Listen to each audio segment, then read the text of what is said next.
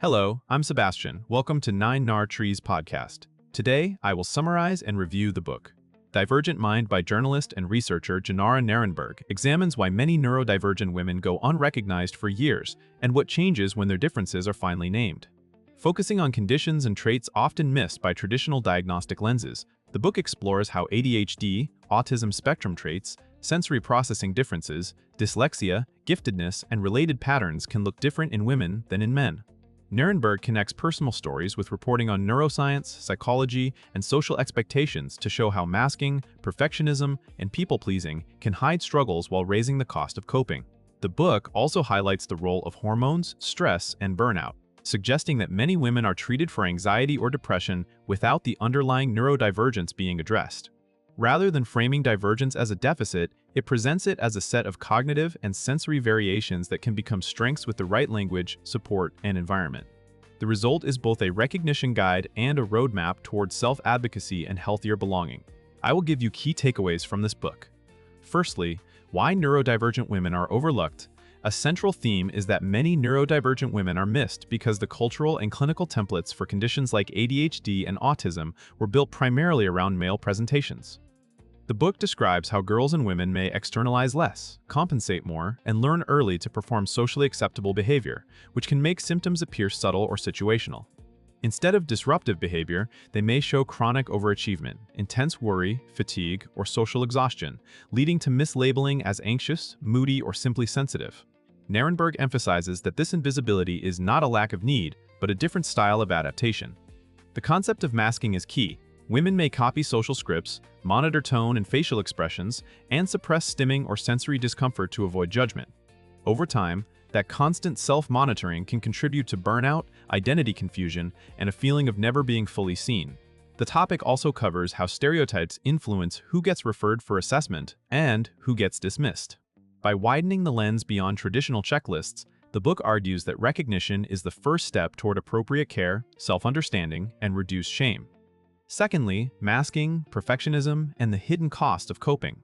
The book explores how many neurodivergent women survive by becoming experts at appearing fine.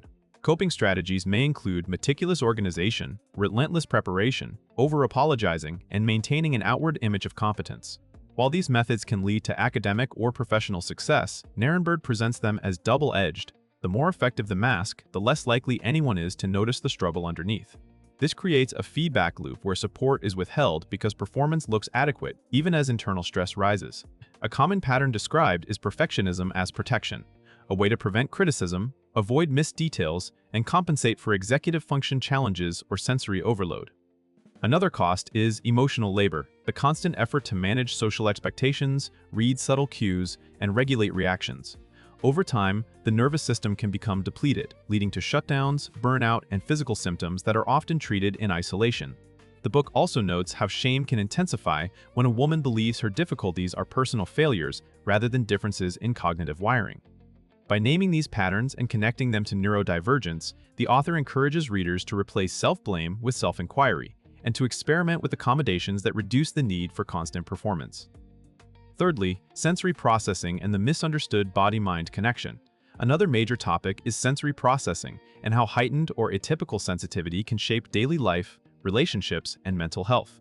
Nerenberg discusses how sound, light, textures, crowds, and even internal sensations can be experienced as intensely distracting or overwhelming, yet rarely recognized as a core driver of stress.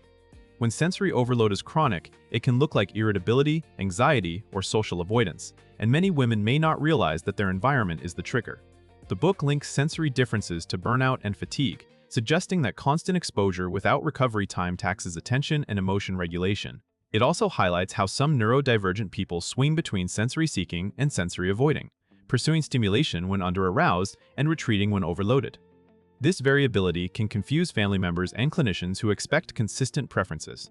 The author also points to the importance of practical environmental changes, reducing noise, managing lighting, structuring transitions, and planning decompression time. These interventions can be more effective than willpower because they address input rather than blaming character.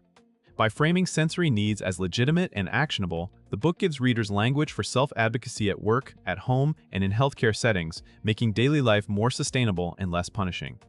Fourthly, Hormones, stress, and the pathway to burnout, Divergent Mind examines how neurodivergence can interact with biology and life stages, particularly for women. The book highlights that hormonal shifts across the menstrual cycle, pregnancy, postpartum periods, and perimenopause can influence attention, mood, sleep, and sensory sensitivity. When neurodivergent traits are already managed through intense coping, these fluctuations can expose vulnerabilities and push people toward crisis, sometimes leading to late identification. Nerenberg also connects chronic stress to executive function and emotional regulation, emphasizing that living in environments that punish difference can keep the body in a near-constant state of vigilance. That physiological load can contribute to anxiety, depression, and inflammatory or fatigue-related complaints, which may be treated without addressing the underlying mismatch between person and context. Burnout in this frame is not a motivational issue, but a predictable outcome of sustained overextension and insufficient recovery. The book encourages readers to watch for early signals such as increasing sensory intolerance, social withdrawal, and reduced ability to start tasks. By treating burnout as a systems problem, not a moral one, the author points toward prevention, pacing, realistic workload design, supportive relationships, and medical providers who consider neurodivergence when evaluating stress-related symptoms. Lastly, from diagnosis to empowerment, building a supportive life, a practical through line is how recognition can become empowerment rather than a limiting label. Nerenberg emphasizes that many women feel relief when they finally understand their patterns, because a coherent explanation reduces self-blame and clarifies what kind of support actually helps.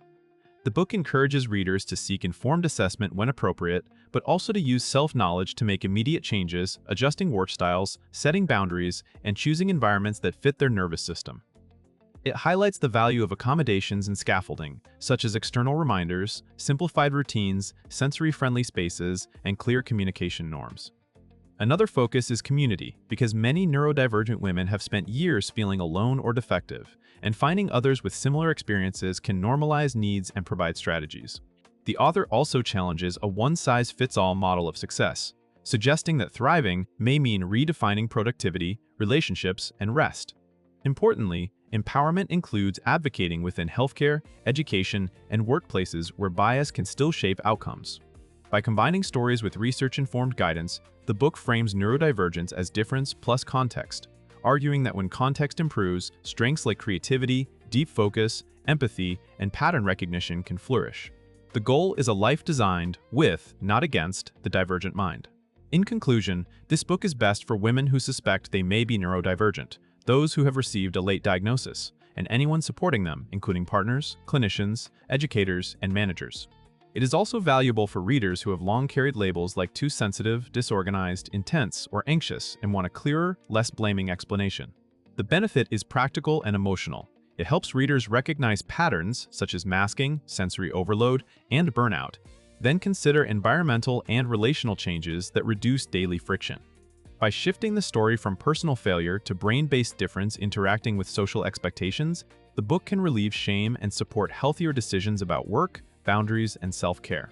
Compared with similar titles that focus narrowly on one condition, Divergent Mind stands out for its broad lens across multiple neurodivergent profiles and its specific emphasis on women who are routinely missed by standard narratives.